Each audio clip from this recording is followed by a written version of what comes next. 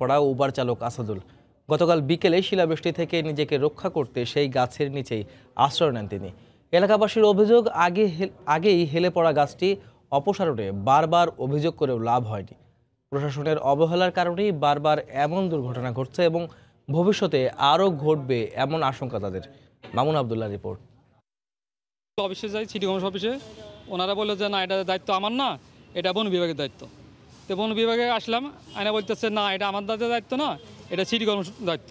এই ক্ষোভ city corporation এবং সরকারি বন বিভাগের উপর। গত 31শে মার্চ ঝড়ে বনানীর 23 নং রোডের এই গাছটি হেলে পড়ে। এলাকাবাসী তৎক্ষণাৎ বিষয়টি সিটি কর্পোরেশনকে জানালেও পাননি কোনো সুরাহা। সোমবার বিকেলে ঝড়ে উপড়ে যায় ঝুঁকিপূর্ণ গাছটি।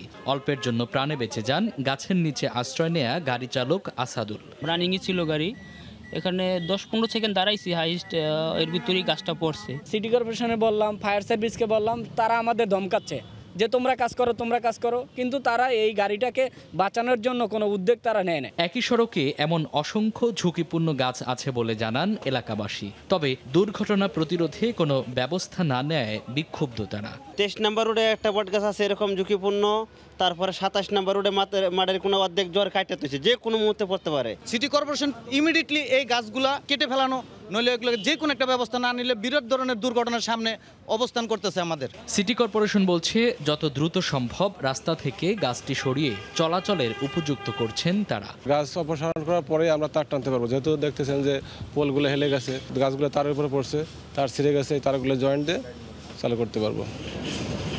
বিপদের বন্ধু গাছ যখন হয়ে দাঁড়ায় বিপদের মূল কারণ, তখন বলা চলে বিধি বাম। এলাকাবাসী বলছেন এমন অসংখ্য ঝুঁকিপূর্ণ গাছ যদি এখনই ঝুঁকিমুক্ত করা না যায় তাহলে ঘটতে পারে আরও বড় দুর্ঘটনা।